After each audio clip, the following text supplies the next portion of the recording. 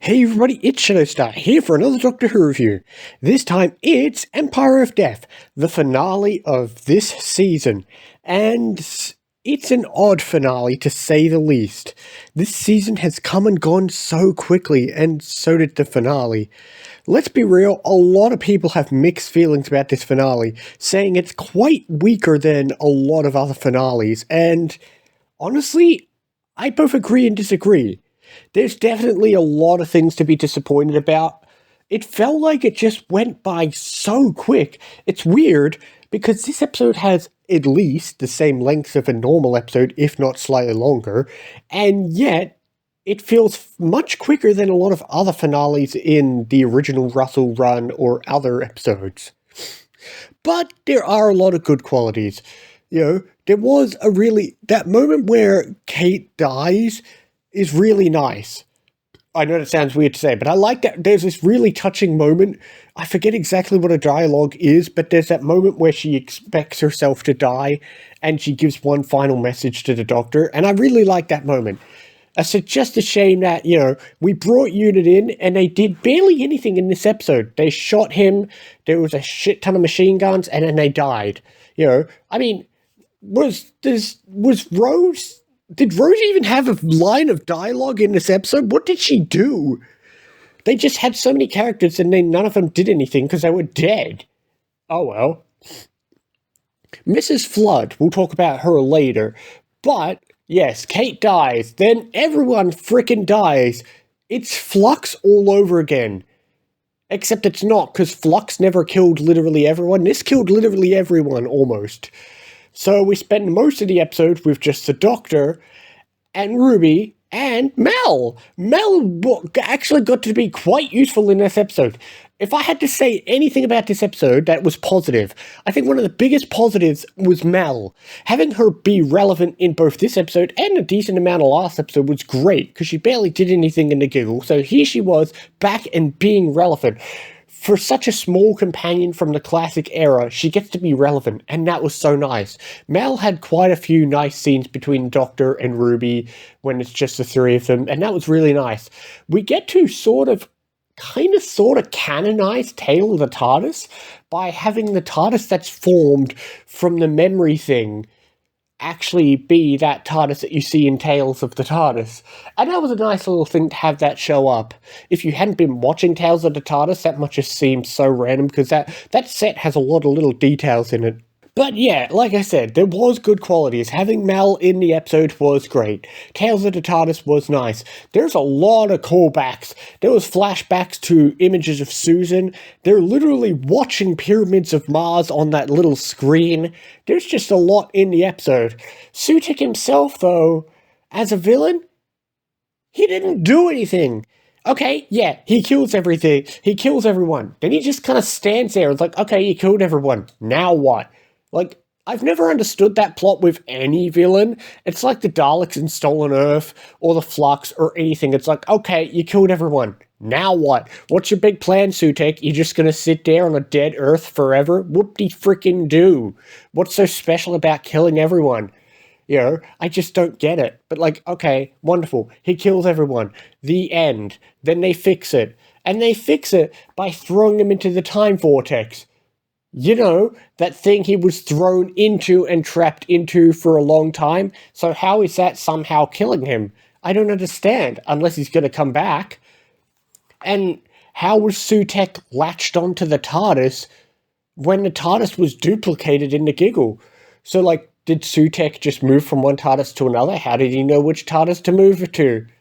It's just, I don't know, Sutekh, that is people's biggest complaint, is, you bring back Sutekh, it's big, yay, we're bringing back the old villain, everyone's excited, and then he does basically nothing. He has this cool moment where he comes back, kills off Unit, kills everyone, then he's not on screen for a lot of it, because we spend a lot of time with the Doctor, and then we just kind of drag him away, and we do delve into the mystery of Ruby's mother.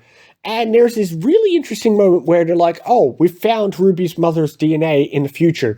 We've found it because it connects back to 73 yards. I did not expect it to connect back to 73 yards, which was interesting. But anyway, we get to that. We find Ruby's DNA on a screen, and Ruby's carrying a screen. It's like, show Sutek this. Sutek really wants to see it. There's this big moment where Ruby smashes a screen.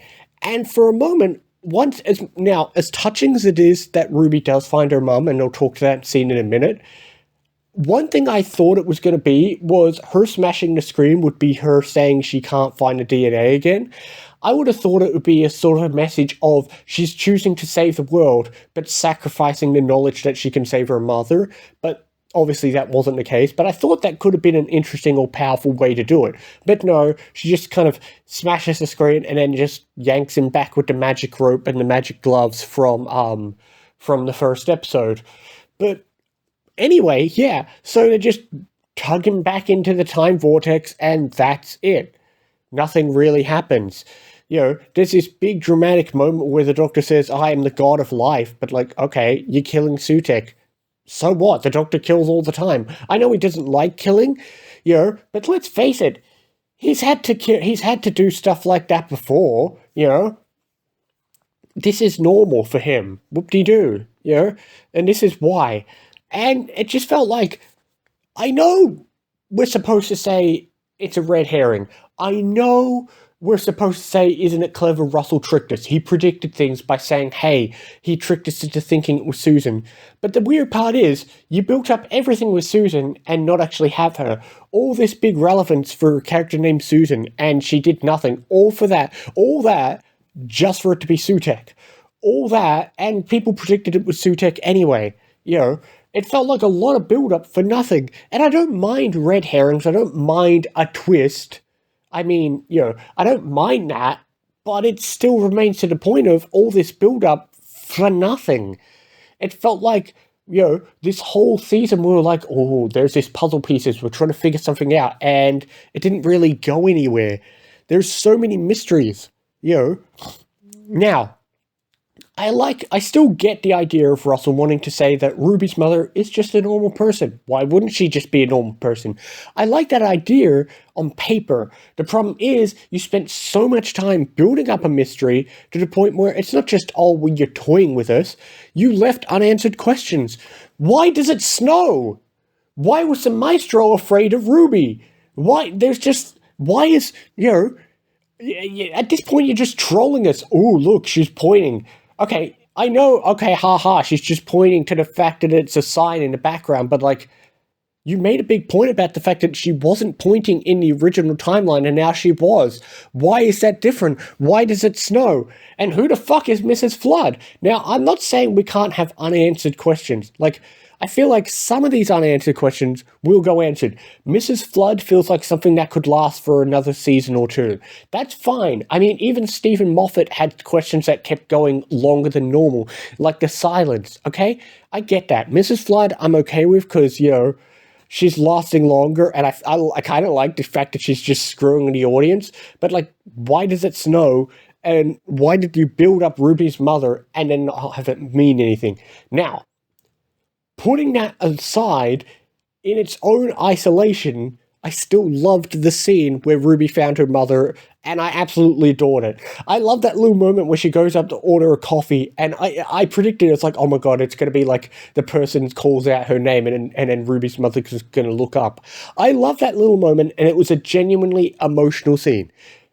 Putting aside the fact that people are annoyed about the lack of mystery or the lack of build-up, I still liked that scene in its own isolation. That was a genuinely emotional and beautiful scene, and that is one of the better highlights of the episode. That scene's a highlight. Mal being in the episode, that's a highlight. Those are all good things about the episode. But the build up to nothing, the episode feeling super rushed, the pacing being off, there's reasons why people are saying this is a weak finale. It's not the worst finale. There are far worse finales out there, most of them under Chibnall's run, but I get why people are comparing it, and I'll be doing the same thing. I'm actually going to do a video later on ranking every finale. I'm also going to do a video ranking every episode of this season. I also have to figure out whether I call it Season 1, Series 14 or what, but that's beside the point. Anyway, yeah, so, okay, anyway, thoughts on this episode. It's a mixed bag. I completely see why people feel deflated. The shortened season run definitely feels weak. You know, you had a few episodes, you feel like, we're getting into it. Then the Doctor's missing for 2 episodes. Then he's back and Rogue is amazing. Then we're at the finale already, and it feels like it was a waste. This season feels so short. We had 8 episodes, one of which is a 2-parter, 2 of which the Doctor was missing. So if you count the 2-parter as a singular episode, you have 5 episodes, you only have 6 episodes where the Doctor is present, one of which was crap, 1 was amazing, 1 was okay, 2 he's missing, 1's amazing, and then you've got a 2-part finale that just kind of failed, although it had some nice scenes. We know Ruby's coming back, although that goodbye scene was still nice. I feel like it's going to be a Martha Jones situation where we get a new companion, but Ruby might pop back here and there. Anyway, this season came and went so fast. I can't believe it's already over. Jesus Christ, that was a quick 7 weeks of our life, wasn't it, people? You know? Okay, for all the ups and downs, this season was a mixed bag. I feel like almost every episode, everyone was divided on. This is a very divisive season. Not because it's controversial like Timeless Children, but just because every episode has people's mixed opinions. People had mixed opinions on Boom, or 73 Yards, or Dot and Bubble, and so on. And I kind of both love and hate that. It made online discussion really fun. The one cool thing about Doctor Who being back is having 7 weeks of online discussion. You know, some people like episodes, some people hate it. It's not like it's amazing how the days of universally loving or hating episodes are kind of gone. And I don't know why. Like, you look at the past, there are times when we universally love episodes like Blink. We universally don't care about episodes like Fear Her or Love and Monsters, although even those episodes have their friends. But all in all, most people have mixed opinions about this season. But anyway, this season's come and went. I'll have more videos coming up in the future. So anyway, I will see you next time for more Doctor Who reviews and other things as well. See you next time, guys.